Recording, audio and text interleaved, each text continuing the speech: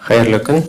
Біз Қазан отлары біздің Мирас журналлары, Мәдәни Жаңа газетасы баш мөхәррирләренең Башкортстанга сәфәрләренә багышланган матбугат конференциясенә җыелдык һәм мин безнең кунакларыбызны тәкъдим итәм.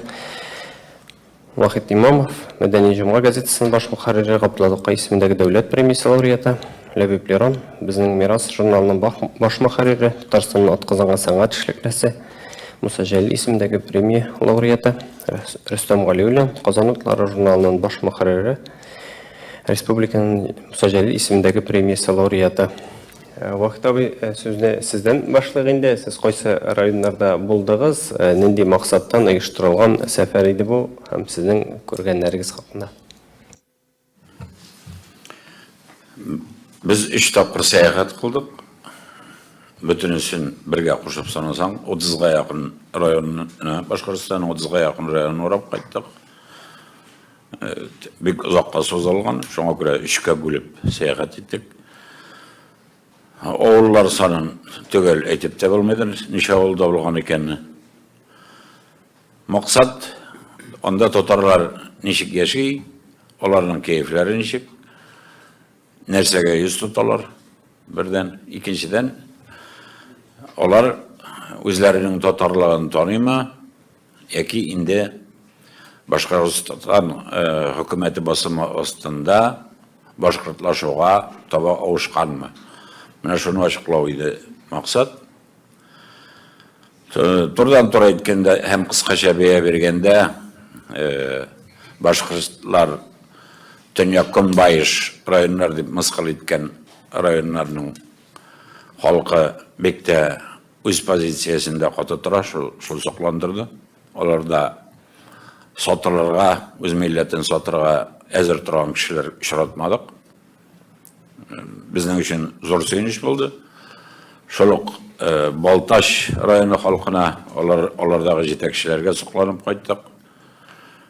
Бырай районына, Тәтешле районына ашык булып кайттык. Сезгә мәгълүмдер, бу районнарның безгә татар милләтенә инде күренекле кешеләр биргән. Шул Батырша Баһадирдан гына башласак та, ничаклы шәхес безнең милләтне, безнең тарихны байыткан. Аннары икенче сәяхәт безнең Казан-Уфа юлының уң ягында булды. Ул вакытта шулай ук бер уң районына, уң районына әйләнеп кайттык, Чакмагыштан башлаган идек. Яшереп сөйләшәсе юк. Безнең Чакмагыш җитәкчеләре хәтле куркак дип әйтим, Аумакай мондый районны күргәне юк иде, булмады. Яңадан да булмады.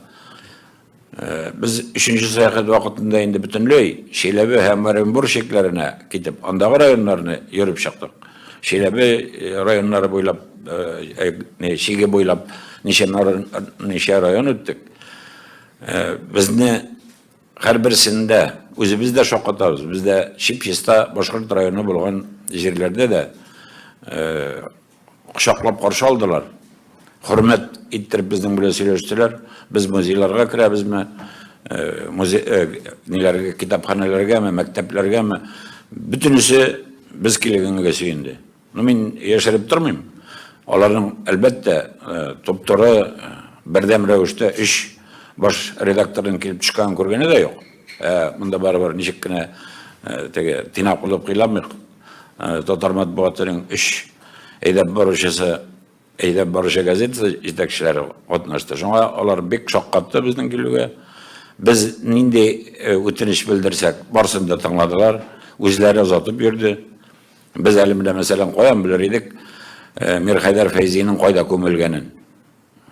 Шактый йөреп, Баймак буенча аның каберендә күрдек, аның бюстында күрдек. Һәм шушы китапханәчеләрнең дә Мирхәйдәр Фәйзине никадәр хөрмәт иткәнен менә аны исбатлап торасызлар, без аңа инанып кайттык. Шунысы сөендерде. Инде тагын менә кире кайтсак, менә икенче сәфәргә. Чакмагыштан соң Бүздәктә дә, Яңа Шишмәдә дә, Кырмыскалы, Авыргазы районнарында да, анда тагын Стәрлебаш, Стәрлетаммак, Бәләббәй, Миякә, барсында да безне сөенеп каршы алдылар. Менә шул чакмагыш үзәккә үтеп калды. Безнең ул бәгыргә тиде. Менә шушындый булулары. Һәм менә бу икенче сәфәр вакытында да инандык. Шунысы гаҗәпләндерде. Башкорт хөкүмәте бу башкорт ниндидер җәмгыяте түгел, ниндидер башкортлар җәмгыяте яки анда башкорт яшьләр оешмасы куйган әйберләр түгел. Хөкүмәт тарафыннан, Башкортстан хөкүмәте тарафыннан махсус эскиз ясалып, сантиметрына кадәр ничек иттереп билгеләнгән һәм аңа күп акча киткәне тәгаенләнгән. Без үзебез аны ру баганалары интегеләрен бастырганы. Без үзебез аны тәре баганасы дип исемләдек.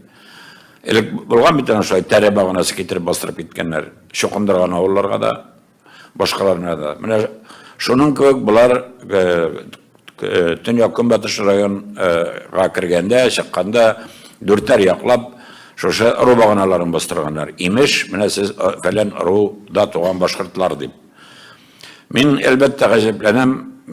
Мисалда бар, Аксубай районының Яңа Үзи авылына манараны җимерергә дип 12 кешелек отряд җибәрелгәч, район үзәгеннән.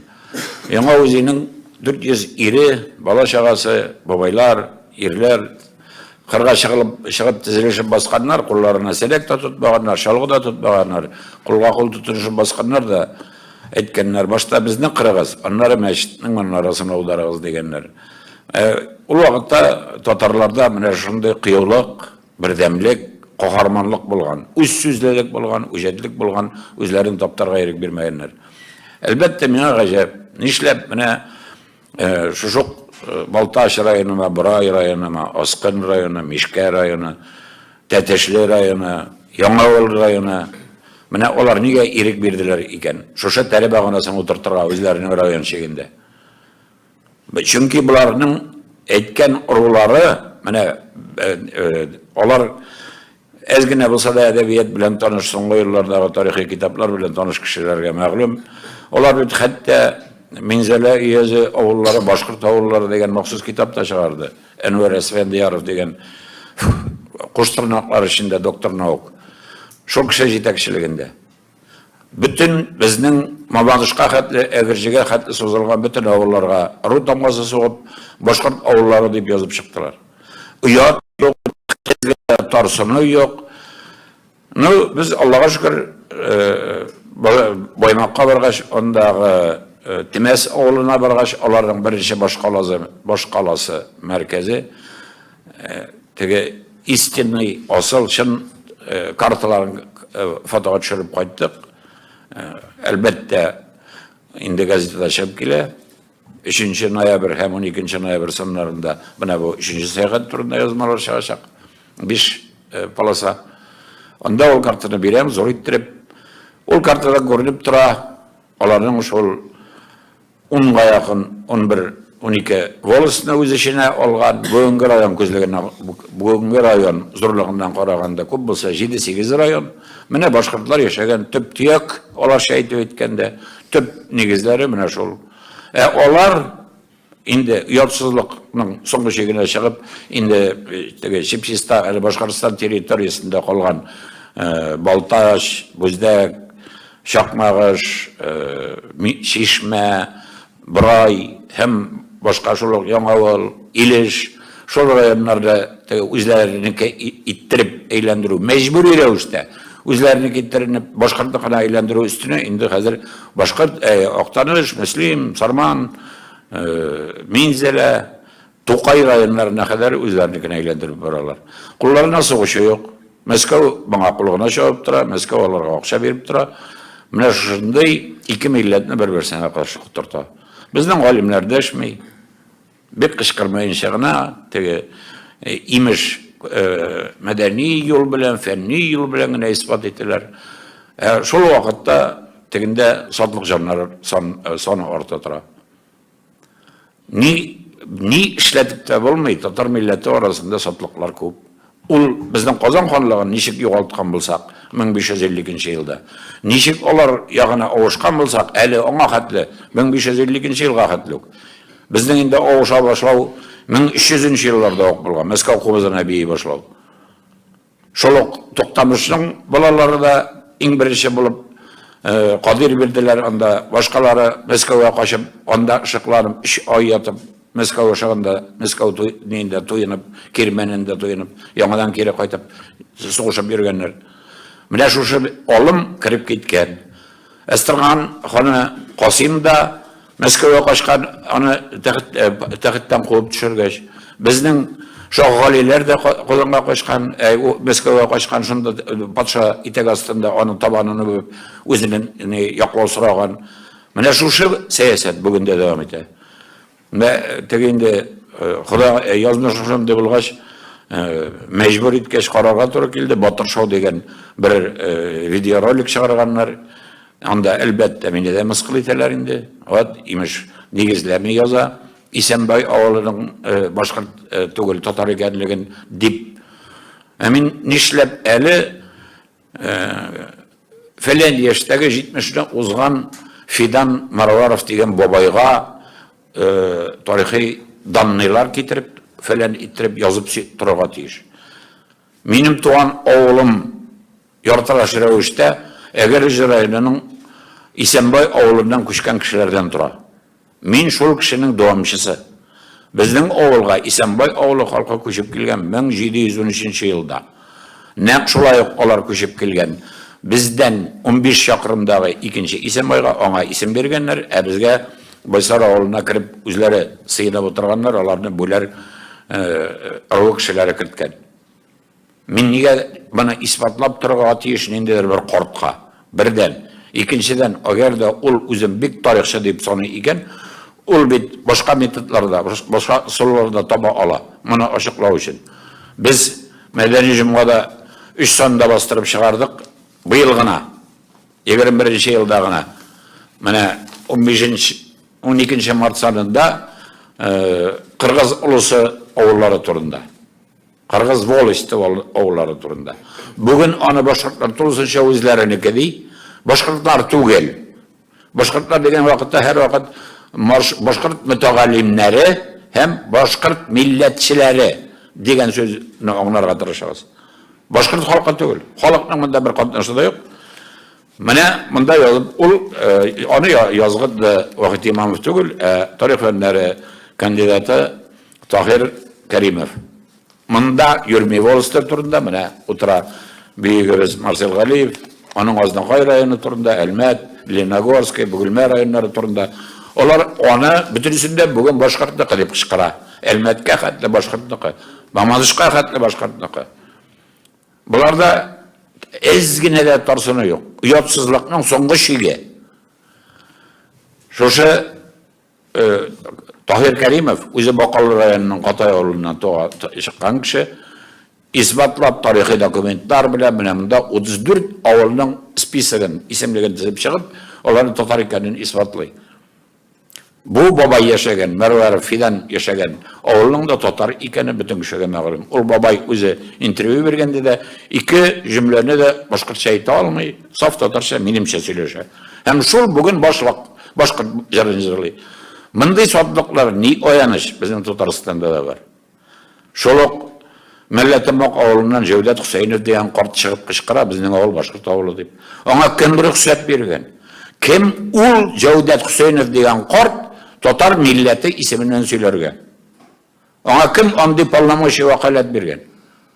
Ул надан булганга бер дә укымаганга бит Вахит Имамов та яки безнең беребездә, сезнең берегездә гаепле түгел. Ул үзе гаепле үзенең надан булганына. Фидан Марваров та үзе гаепле надан булганына. Ралик Бахтиев дигән бер содлык җанны Актаныш баш авылыннан чыккан. Игътибар итегез, Актаныш баш, Актаныштан аерылып чыккан авыл. Шуннан чыккан Ралик Бахтиевне булар башкорт конгрессының ведущий специалисты итеп утыртты. Менә содлык җаннар ничек кадерле. Инде Альберт Исмаил дигән содлык җанны җырчыны инде мин искә төшерәсем килми. Моны кебек содлык җаннар җитәрлек. Безнең татар гомергә шундый булган. Гомергә шундый булган. Сабак ала алмаган. Шуңа күрә итек астында калган. Җаным миңа җитеп торыр. Рәхмәт. Ләү абый, сездә менә шундый пессимистик рухла кайттыгызмы, әллә сез оптимистик рухтамы? Ничек дип әйтергә дә белгән юк инде. Ул менә вакыт туганыбыз безгә без күргәннәрнең, без сөйләргә тиешлекнең бер өлешен сөйләп бирде, хакыйкатьне ачып бирде. Чынлап та шулай, хәл вазгыять безнең Башкортстан төбәгендә шушындыйрак. Без инде уны әйтте, вакыт безне яхшы мәгънәсендә яхшы каршы алдылар, әйме. Бу яхшы каршы алуларның нигезендә шушы татарлык ята дип аңлыйм инде. Татарлык без чыгып киткәндә безгә гадәттә әйтәләр, татарны эзләп бардыгызмы? Юк, мин киресенчә башкортны эзләп бардым үзе. Менә Баймакка хәтле барып җиттек, Баймактан соңда киттек, Темәсләрне дә узып киттек.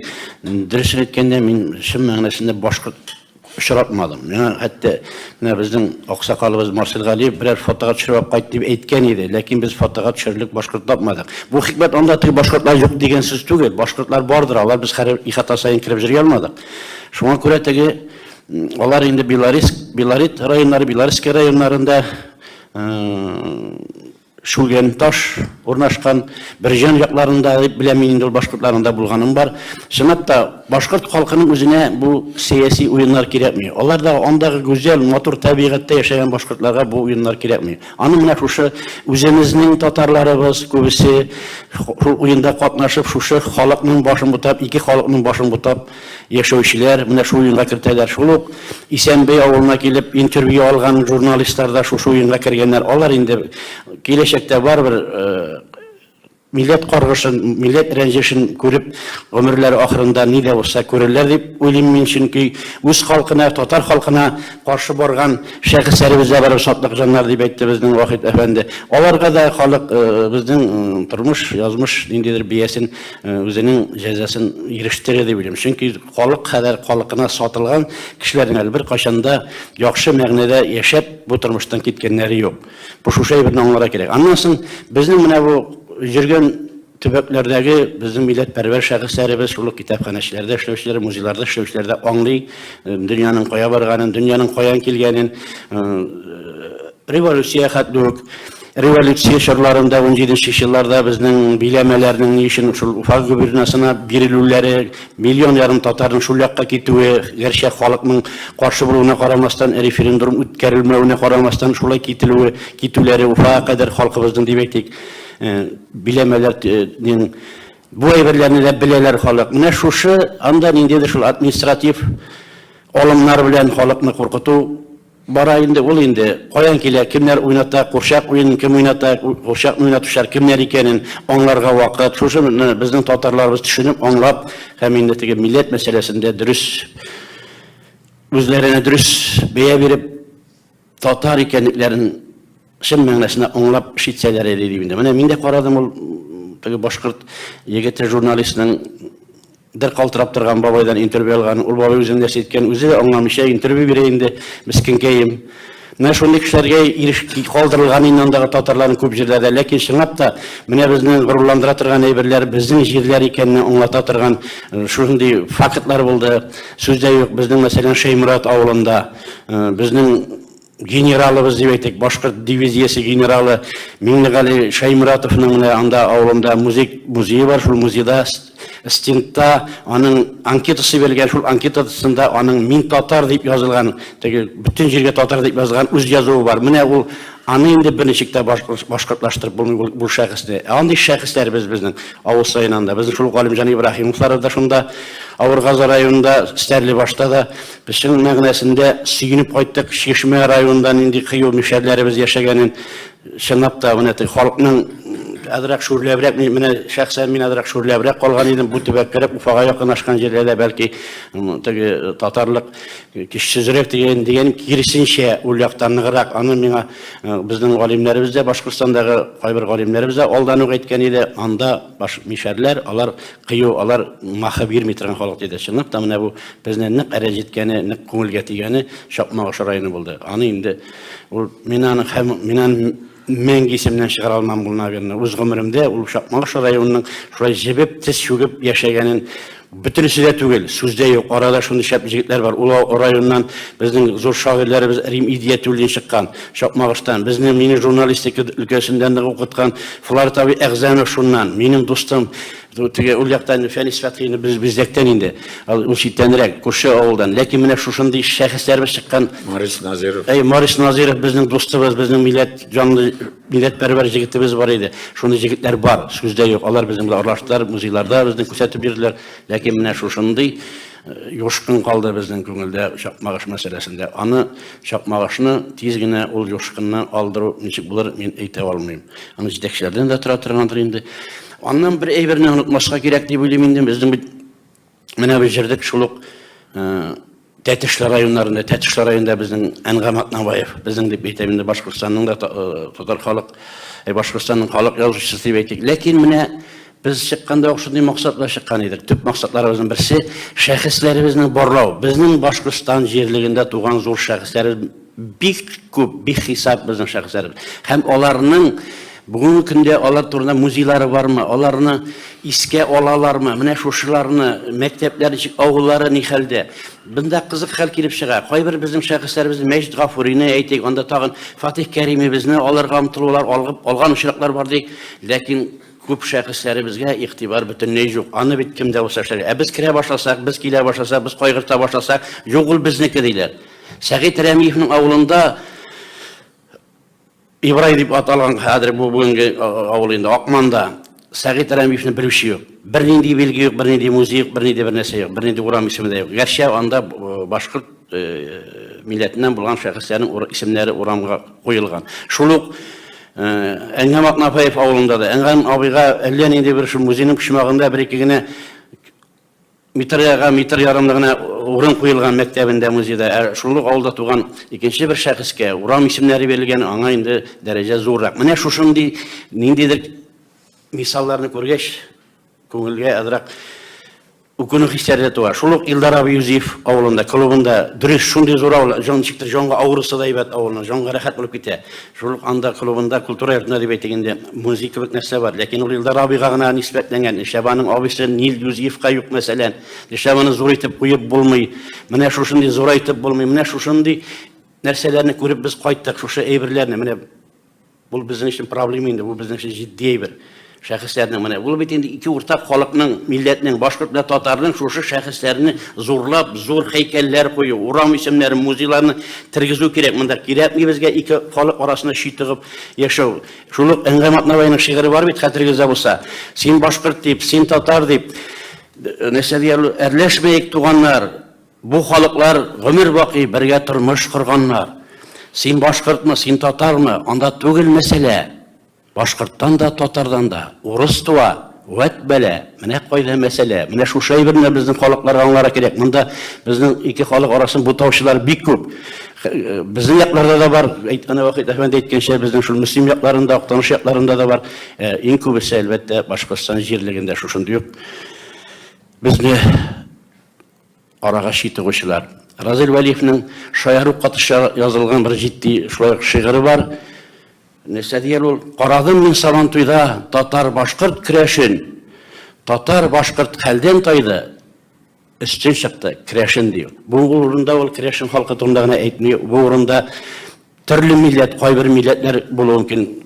Бүтән милләттә булуы бик мөмкин. Менә шуңа күрә шушы әйберләрне без истә тотсак иде дип уйлыйм мин һәм шушы фикеремдә калам.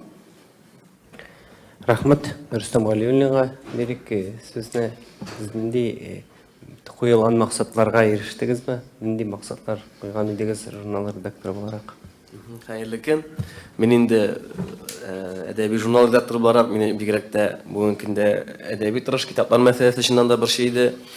Без әле тагын бер сәфәрне әйтмичә калдырдык. Без әле тагын шушы җәй көздә 3 тапкырына бармадык, 4 тапкыр бардык. Берсен Уфага бардык әле без. Уфада чыга торган, Башкортстанда чыга торган башкорт журналларының баш мөхәррирләре белән күрештек. Һәм Тулпар, Кызылтаң газетларының баш мөхәррирләре белән дә инде безнең үзләре алар белән килешеп эшләргә омтылышыбыз зур. Инде сәфәргә килгәндә без кайсы гына районга, кайсы гына авылга барсак та китапханәне күрмичә китмәдек. Менә бу китапханә мәсьәләсеннән безнең татарның тырышын чамаларга мөмкин инде. Чөнки 80-90% китапханәләрдә соңгы татар китабы шул 70-нче елларда килгән, 80-нче елларда килгән. Шуннан инде туктаган. Китапханәчеләр әйтә, татар китабын сораучылар да күп ди. Укырга теләүчеләр дә күп ди. Сорап та киләләр ди. Хәтта яшьләр дә килә ди. Әмма аларның биргә китаплары юк. Һаман да шул 70нче елларда туктап калган. Менә бу мәсьәләне безгә барыбер системалы рәвештә җайга салырга кирәк. Әйтик, шушы чакмагыш инде һаман да инде. Әйтик, аларда инде укырга теләмәсәләр, шул ук Шишмә районнарында, бигрәк тә Кушнаренко районында бик сөендерде безне менә. Алар үз кешеләре белән татар китабын эзләп, спонсорлардан акча табып, үзләрендә булдырырга телиләр. Андый омтылышлы кешеләр күп. Шул ук хәтта менә Эчке Башкортстандагы Баймак районында, Күгәшин районнарында бик җылы очрашу булды китапханәләрдә. Күгәшин районында яңа гына китаплар кайткан инде, күп түгел иде. Әмма ләкин берничә татар китабы кайткан инде, сөендерә. Әмма ләкин тулайым Башкортстан буенча алсак, авылларда гомумән юк инде, хәтта район үзәкләрендә дә татар китаплары җитми. Һәм татар журналлары да. Кешенең белеп торабыз, барбер матбугатка язылу бәясе аздан түгел, чит төбәкләргә бигрәк тә. Без шушы китапханәгә килеп укый торган татарларыбызны бу китаптан һәм журналдан мәхрүм итмәскә тиешбез. Менә бу төп мәсьәләләрнең берсе безнең өлкәдәге дип әйтик инде. Без аны җайга салырга тиешбез инде. Аннан икенчесе менә Ләйбә абый да әйтте инде. Без кайда гына барсак та бөтен шәхесләрне барладык, каберләреннән башлап музейларына кадәр дип әйтик инде. Шуннан да булган татар шәхесләренең изе юк, югалып бара. Менә Сәгыйть Рәмиев мисалында әйтте инде. Инде шул вакытта чагыштырып карасак, Башкортстандагы башкорт шәхесләренең һәйкәлләре дә бик матур, бюстлары да матур, үзәк урамнар, исемнәре дә. Без барбер шушы үз җирләрендә Башкортстанда туган татар шәхесләрендә анда урамлы исемнәре белән музейлар биреп, аларны калкытып куярга тиешбез. Кыскача алганда шулай, менә безнең әдәби журнал соңгы елларда бит инде төбәкләрдән язучылар килү шактый кимеде, журналистлар да. Әмма дә ләкин әле Башкортстан безгә һаман да яшьләрне дә, журналистларны да, язучыларны да, галимнәрне дә биреп тора. Һәм шуңа күрә без алар белән игътибарлы булырга тиешбез. Алга таба да. Рахмат. Китап белән китап аермасы бар дигән әйберне искә төшерәсе килә. Аеруча менә бу башкорт мөтәгаллимнәре чыгарган ору китаплары. Шул нисбәттә. Алар безнең Татарстан территориясенә кирип, безнең Татарстан территориясендә урнашкан элек, ким дигәндә 700-800 ел буе яшәгән халыкларны, ыруларны үзләренә китереп тә язып китап чыгардылар. Байлар, ыруына багышланган байлар, бүгенге Мизәлә районы дип әйтик, Бүләр ыруы, бүгенге Мөслим районы, Кыргыз, Гәрәй ыруы, бүгенге Актаныш, Илеш районы, Әгерҗе районы, Янәй, шул Мөслим белән Сарман границасындагы Ирәкте волосты. Менә бөтенесендә үзләренә китап чыгардылар. Теге әгәр дә читтән килгән яки әле яңа укый башлаган әдәбиятка, тарихка яңа керә башлаган кеше шуннан да буталачак, оңлый алмаячак. Нишләп инде Татарстан территориясендәге районнарны булар башкортлыклар үзләренә китеп яза дип. Менә шуңа күрә әле ул китапларны да аерыр өчен белем кирәк бит. Теге карт Мәрвәров Фидан турында гына әйтмим, яки Сатлыкҗан Радик Бахтиев турында гына әйтмим. Безнең үзебезнең татар балалары да шушыны шамаларга тиеш. Бүгенге көндә мәктәптә татар тарихын укыту туктатылды. Алар аны каян гына аера белерләр икән. Бу шул берсе артыннан берсе теге звенья одной цепи кебек килә торган әйберләр. Тарихны белмәенчә үскән буын бер нәрсә дә аермаячак. Чынлап та менә бит чыгарганнар, теге фәлән институт раслаган дип, алар бит үзләренә төзеп куйды милли әллә стратегический институтлар, исемнәрен шундый шаулы данлы иттереп төзеп куйдылар. Чынлап та берәр дә белмәгән, аңламаган кеше, сәясәтне аңламаган кеше моны хакыйкать дип кабул итүе бар, шуңа аларны да аңласагыз иде. Һәм менә егетләр әйткәнчә чынлап та безнең татар китаплары дигәндә барып җитмәү үзәкләргә үтә. Аны менә аңлатып та булмый. Менә барасың, Җиргән авылына бардык, Мәләвез районы. Дәртмән туган авыл, Мирсә Әмир туган авыл, Гариф Солтан туган авыл. Зур 4700 кеше яши. 50% татар, 50% чуаш. Бер урыс та юк, бер башкорт та юк. Шунда библиотекага керәбез. Булар да дәртмен турында шығарылған китап. Менә ул китап юк, бусы юк. Яңадан барабыз неге Боймак районына. Менә бу Лирон Хамидуллин шығарған шушы китап юк. Нишләп, кем өчен генә чыгарабыз соң без? Монда Татарстанда укымаенча яткан библиотекаларга таратканчы, аларны целенаправленный рәвештә махсус барып бит тукта буганың туган авылы дип, анда 13 штук булса да бирергә кирәк, ким дигәндә.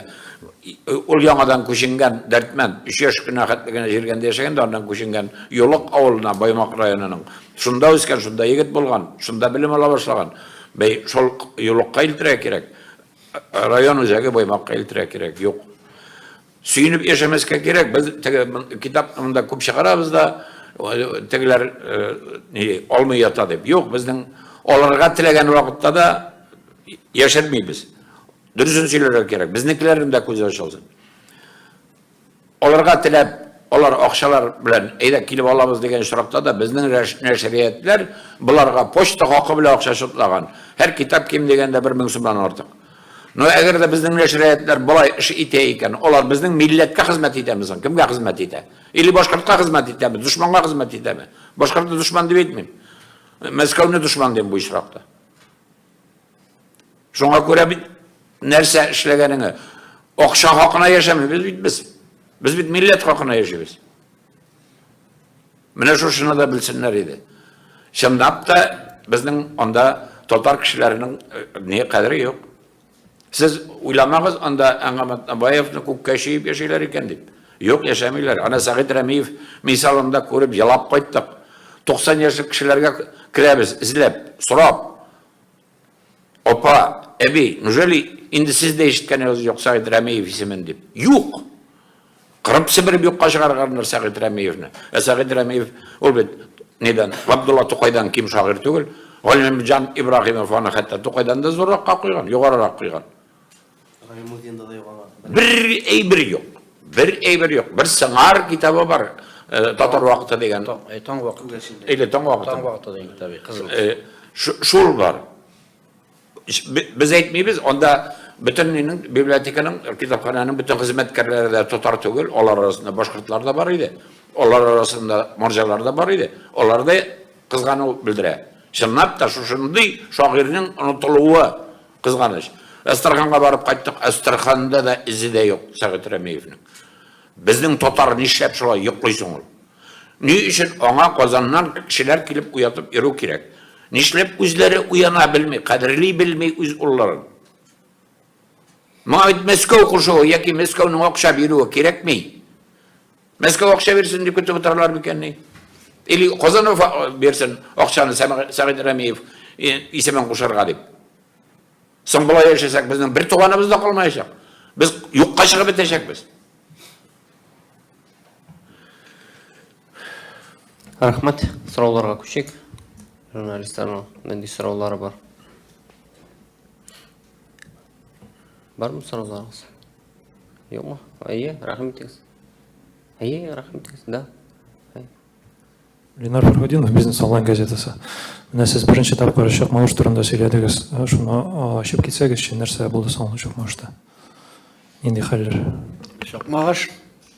Моның белән ачыклык кертсәк булай ахыры. Без анда чыкмагышта безнең мирас журнал редакциясе белән инде без 14нче еллардан бирле без анда барып җөрдек. Улай бик әйбәт каршылганнар иде. Бик китапханәләргә кирип, анда без очрашуларда үткәргәнебез булды. Анда китапханәче эшләүче гади хезмәткәрләр безне таный, безне белә. Бу теге мактану дип кабул ителмәсен. Ләбиб Нуран дигән язучыны да, Вахит Имам дигән язучыны да, Рөстәм Галиуллины да беләләр. Анда безнең мондый ситуация килеп чыкты. Дөресен әйткәндә, безнең Уфада яшәүче без татар галимебез, шул Чакмагышта яшәүче бер галимебез безгә әйткән иде. Безнең район шундыйрак булыр инде анда, анда барсагыз, аларның адрак күресе инде сез үзегез, әйбәт кешеләр дә бар арасында, ләкин тулысынча менә шундый куркаклык бар дигән сүз әйттеләр. Һәм бу шушы килеп керүгә безгә нәкъ шуңа тап булдык без. Китапхана ишек төбеннән кереп, китаплар күтәреп кереп, бездән үзебезчә инде үзебезнең китапларыбызны күпмедер дәрәҗәдә башка рухтагы китапларны алып кереп, инде тапшырып китәрбез дип безне күрүгә инде сөенгәннәр хезмәткәрләр. Ләкин андагы бер җитәкче ханым, яңа гына куелган җитәкче ханым, һәм ул махсус куелган дип уйларга кирәк. Шушы сәясәтне алып баруда ярдәм итәргә тиешле ханым булгандыр инде. Безнең бик каушап төште, дөресен әйткәндә ул кыйлып төште, ул биришеп бетте, бәләкәйләнеп бетте.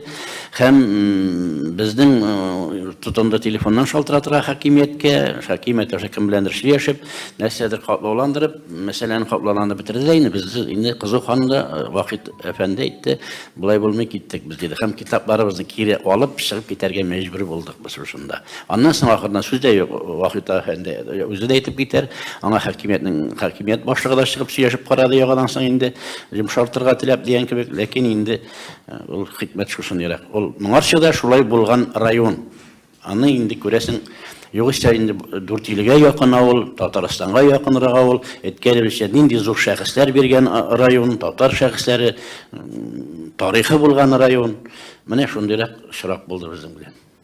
Рәхмәт. Вакыты сезгә район башлыгы чыктымы? Кем? Мен район, біз енді Шақмаршның шегіне келіп жеткен ек, біздегі районына көшіп маташадырық, енді уже шегенерге жол жоқ, алда Филис Қақировның ауылы, Келім ауылы еді. Шында барып ятайдық. Мен ағылаға район башлығы шықты. Елімтәге нешләп мені көрмей кеттігі, зайда кері бұрылығыз деп деген, орады күйлер үшін. Лекен біздің енді шындап та көңіл қайтқан ие. Біз берген китапларына да олмай тұрған кішіні район китапханасы директор етіп қойғандар. Ол инде онына ол ғұмыр бойы шетте яшап, 6 айлық кіне Сібірден мұнда қайтқан. Бізде бет ғадаттағыша ғилми дәрежесі бұла әлі ондайларының. Мұны филология фәннері кандидаты болғаш қойғандар, лекен ол біргене татар китабында оқыған кіші түгел. Шынапта ол өз орнына лайық кіші түгел. Вахит шулай дип әйтеп китте дә аны. Моннан үз теләң белән китерә кирәк сиңа дип. Шынапта бик авыр ситуация булды. Анда хезмәткәрләргә дә уңайсыз хәлдә калдылар, безне таныган китапны алырга да алмыйча калдылар да, шул китапларыбызны апшып киттек. Кайдадыр безнең шул китапларыбызга мохтаҗ, шуңа күрә инде ул китаплар әрәм булып калмады, без аның кайбер районнарда бирдек. Китап мәсьәләсендә бер-ике сүз әйтим әле. Чынлапта бу Балташта йөргәндә дә, Бурайда йөргәндә дә мәктәпләргә дә кирдек, мәктәп китапханәләрендә дә шул ук ситуация, шушы 80нче елларда 90нчы еллардан соң бер дә кайтмаган дип уйларга кирәк. 80нче елларда чыккан китаплар. Бердән-бер безгә Нефтекамскида очрады, яхшырак китаплар, Фәүзия Бәйрәмованың дип әйтелгәндә безнең авторлардан, байтак авторларның китаплары бер 50ләп китап. Ансы да аның безнең шул Нефтекамскида безнең Актаныш төбәгеннән чыккан ханымның эшләве нәтиҗәсендә генә дип уйлыйм. Һәм менә бу Күгәрчен районында менә яңа китаплар килгән, без бик сөендек. Хәтта Рөстәм Галиевлин үзенең китабын күреп сөенде. Бер шулай ук бер 100ләп китап таратып ташлаганнар иде, куярга әзерләнәләр, бик әйбәт китапханәдә менә шундый шартлар булды. Ләкин менә монда кайбер районнарда китапханә кешеләре үзләре страховка ясап дип әйтегендә сакланып, китап каяндыр килгән, конгресс җибәргән китапларны кертеп куймаулар очраклары бар дип аңлыйбыз без. Туябыз, куркып, китапларны куймыйлар. Шушындый ситуациялар бар. Кайбер авылларда, мәктәпләрдә, инде без менә уйлыйбыз инде барыбер менә шушындый төркем белән йөргәндәме китапларны күбрәк апарырга, күбрәк калдырып китәргә кирәк, укучыларга барып ирешсен дисәк безнең китапларыбыз. Без әгәр дә аерым бардык, без Уфада булдык. Эш редактор, анда без баш редактор булып очраштык. Әле без аны әйтергә онытканбыз. Менә без шушында безнең төп максатыбызны шунда әйткән идек. Ул редактор булып очрашуда. Анда бөтен Башкортстандагы төп журналларның, газетларның баш редакторлары килде. Сүз нәрсә ди? Менә бу әдәби хезмәттәшлек. Язучыларны, аларның язучыларын без белергә тиеш. Безнең язучыларны алар белергә тиеш, укырга тиеш. Максат бит безнең укучы тәрбияләү, буын тәрбияләү, әхлакый яктан чиста, шушындай кешеләр тәрбияләү. Менә шушыны җитәкчеләр аңласа иде. Уфаныкылар да, безнең Татарстанныкылар. Һәм менә шушы мәдәни яктан без берләшеп ныгысак бик шәп булыр дигән максат белән йөрдек инде менә үз шынлап торып әйткәндә. Аннары сез районнарны теге ашыграк, түгелрәк күз алдына китерсен өчен мондай соннар әйтергә дә була. Мисалға, менің әнкей туған Буздак районы. Әнкей шуннан моқтанып әйтейін де, менің 60 яшық өткерген уақытта мені шунда шақырдылар. Hem шунда жоқ Шоқмағыш районының китапханасының ілекке директоры келіп, сахнаға шығып мені құттылады. Міне, теге уақыттағы неше қаршы алу 14-ші елда, hem бұл 7 ел өткеш қаршы алу. Теге, шолын контраст әлбәтті ол тәсір етмей қалмағандар менің көңілге де. Міне Буздак районында 79 ауыл бар. Шының бірсегіне Шеста Башқұрт ауылы, Қанлы Түркей. Башқалары барса Татар ауылы. Ләкин перепис населения бойынша или 7%, или 3% деп отчет берелер, Башқұрт яшей деп шықыралар. Көшінарин районында нақшолайық 79 ауыл. Оның бірісі де Башқұртына қотығыр. Біреу де yok Башқұрт ауылы. Онда бір Удмурт ауылы бар. Ләкин тегінде шолай yok 50% деп отчет берелер. Илиш районында Шиста сыңарғана да Башқұрт ауылы yok, ләкин 70% Башқұрт деп отчет берелер. Чөнки Совет заманында Медхат Шакиров деген сотлық татар жетекшілік еткен уақытта оның жетекшісі социалистік қызмет геройы есіміне лайық болды. Мен нәқ шушы башқұртлаштыру саясатын матур иттіріп қоштарлар ішінде тұрмышқа ашырған үшін. Шуңа герой есім берділер аңа, иген өстірген үшін түгел, сиырлардан мол етіп сүт соғған үшін түгел, татарны башқұртлаштырған үшін 70%. Ләкин онда Башқұрт ауылы жоқ. Башқұрт ғайлелері бар, ауылы жоқ. Міне шушыны да білсәгіз еді. Тағын бір қызық әйбір, ол сөйлегендігіне қызық, әләкин бұл бек ояныш әйбір. Башқұртстан хүкіметі соңғы елларда бек қаты ішледі педагогия институттары, педагогия училищелерінде башланғыш класс оқытушылары тәрбиелеп шығару бойынша. Мен 2002 елда барған уақытта Тәтішлі районының хакимияті білен шулайық толашып қайтқан едім. Онда 22 башқұрт оқытушысын, еш қызларыны, яңағына училище тамамлаған қызларыны башланғыш классларда башқұрт тілін оқытыр үшін кетіргеннер еді. Шулардың район хакимияті басшылығы орынбасары біле сөйлешем. Міне Тәтішлі районында әлі мұңа қатты бір башқұртта yok үй, міне қадір 22 башқұрт балыққа келдейді деп өзі сөйлешті.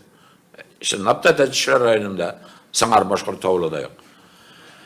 Қадір міне Илиш районына да кетіріп кірткеннер, татар ауылларында башланғыш класслардан башқұрт оқытушылары оқыта. Бізде татар оқытушылары әзірлеу бүтінней тоқтатылды дерлік қадір. Бізде пединститутларын ябы бітірділер, педагогия училищеларын ябы бітірділер. Бүгін Минзеле педагогия училищесінде татар тіл группасы ғұмымен жоқ. Бұл Мұса Жәлил оқыған дебейтеген зданиясында оқыған педагогия училищесі. Біз нешік барабыз, әм тегілер нешік барабыз. Міне бұл өлкеде бізге башқұртлардан өрнек алырға, бізге башқұртлардан ғибрет алырға керек. Міне олар татар ауылларына келелер, әм башқұрт тілін оқыталар. Чөнки татар тілі оларда дәулет тілі түгіл, дәулет тілі етіп танылмаған, шоңа күрі онда башқұрт тілі кірі. Біздің балаларға деп айтам, біздің сабыйларға башқұрт тілін міне неше етіп кіртелер. Бұл да башқұртлаштыруының бек шәп, бұлар ойлап тапқан яңа бір ұсулы.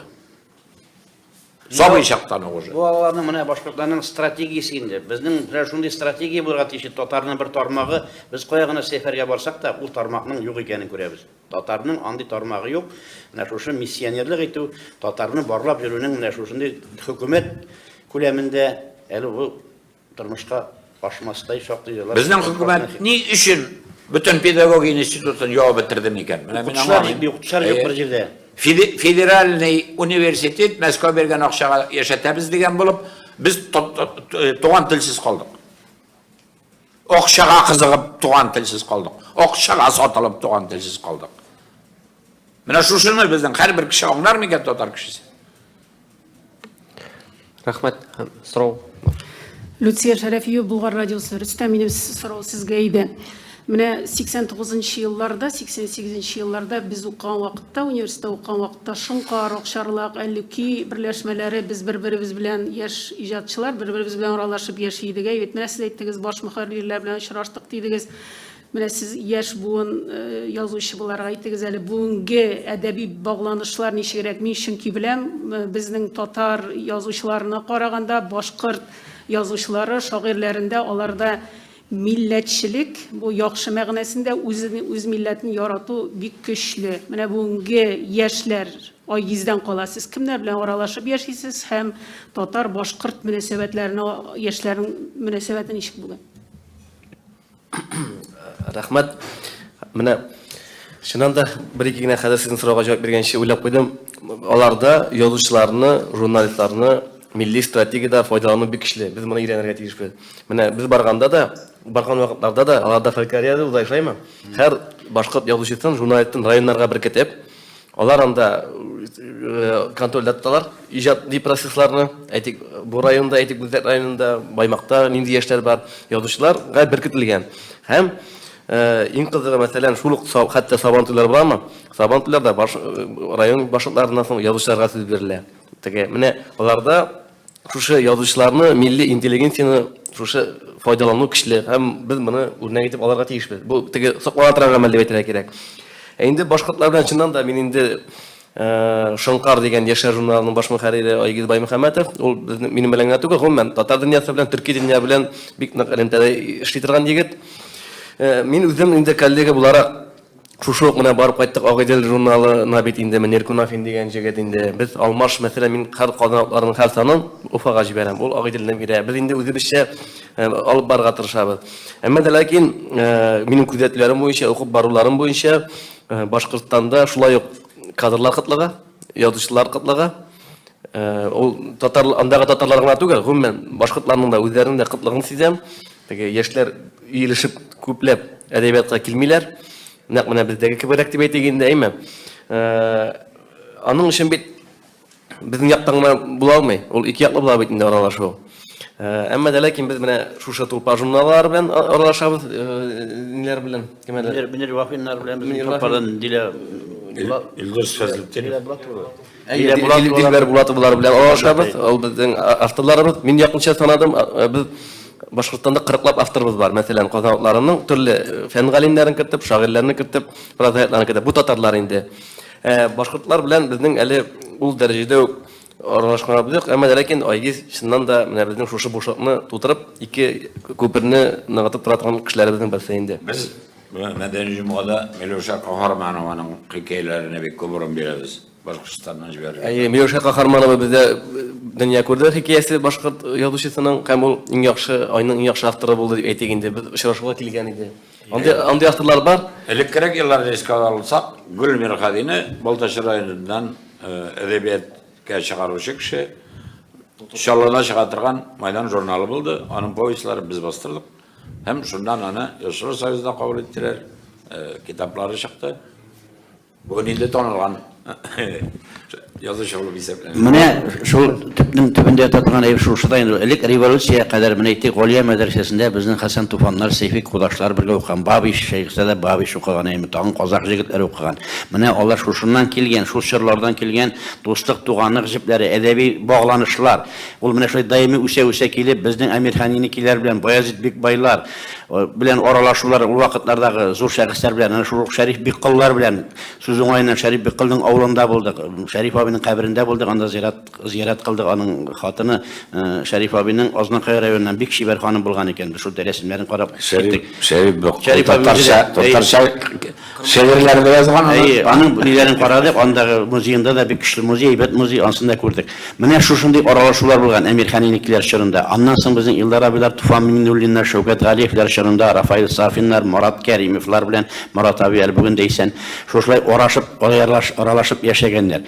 Соң Бүгінгі табайында таған анда бұл мәдәрестер зілфәтлер шырында шулай оралашу қысман сәді енді біздің мында болса да, анда барып, андағы қайбір башқұрт шағырлары білен досташтыру несі болған, әлемтесі көпір болған. Біздің шырнықының енді біздің мәрхум Фәнис Фәтхи, біздің бек зор журналистіміз, бізді ұйыштырып, шушындай Әмирхан Енекей ізлерінен жүрткен еді, әлі тағында келешекте де есепте бар. Міне бұл біздің шығуларымыз, міне шул Фәнисінің іштеніп бітмен ішлерінің бір нәтижесі, бір көркем іші деп санарға да бола біздің бұлай шығып кетуі біздің Фәнис ұйыштырға тиіс ішлер еді, ол Башқұртстан яғына. Біз енді бұннан жиынап өзебе шықтық ұляқларға. Міне әкірінеп біздің Рүстемлерге келе, ләкин көресің қиынырақ әлі қәдір ешлердің аралашулар бұл зор түгіл. Уақытта мен сізге де сұрау бар еді ғой. Bir gene сұрау ярым, андан соң бірде біздің екінші матбуғат конференциясы башлана, қысқа ғана ярым. Ырулар бойынша айттыңыз, шынлап та ол китапқа басылған, тошқа басылған деген сөз бетінде ол ғұмырлікке қала, һәм ешілерде міне китаплар бойынша келешекте шулай дұрыс деген бір тәрбиеленешек. Міне біз аларға қаршы нендей отпор бере алабыз? Нендей документлар белән? Қысқа ғана. Міне бір мотор ішіне башладылар. Уфа уезі татарлары деген китап, Татар Уфимского уезді деген китап шықты. Біріншісін шығып қына шығардылар да, ұлауларының Қайсар райондағы. Чүнки бір кесімдегі ауылар бек көп. Көгаршен ауылы Башқұртстанда 4-5. Әгер де аның Қайсар райондағы ауылыны көзе тұтқаныңа язмасаң, халық айырмайша. Андай ауылар бек көп. Ортақ ауылар бар. Біздің Оқтанштан ғана да мәселен Башқа районларға көшіп отырған, имана жері жетмегенге көре 45 ауылдан кішілер кеткен. Аны бит міне Татар Уфимского уезді дегенде де көрсетірге керек еді. Міне шоңа қана шығарылған мындай китаплар болмасын еді. Ол китап керек, соллы китап. Анда мен мәселен өзімде қолландым, яңада мақалалар жазғанда 1664 жылда Мүслим районы біздің бейгіміз, сүйікліміз отырған, ешеген туған районда Татар Бүләрі деген ауыл бар, Тат Бүләр. Шunda 1664 жылда оқ шошы ауыл вәкілінің Минзәлә зинданында түрмеде аманат етіп тұтылғаны турында yazılған, заложник еттіріп. Мен шул китаптан болмаса білмәс едім. Екінші бір данный, онда yazılған 1658 жылда Балташ районында яшеген фәлән кішіге берілген жер, неден сүн елғасы бойыннан ма, ақ елғасы бойыннан мекен ол мен қатырләмейм. Hem ol kişi, mene şu 1658 yılda barıp Bağlı ağılın negizlegen şunda birinci yurtunu salgan. Bizden kayber kişiler buldu kışkırdı.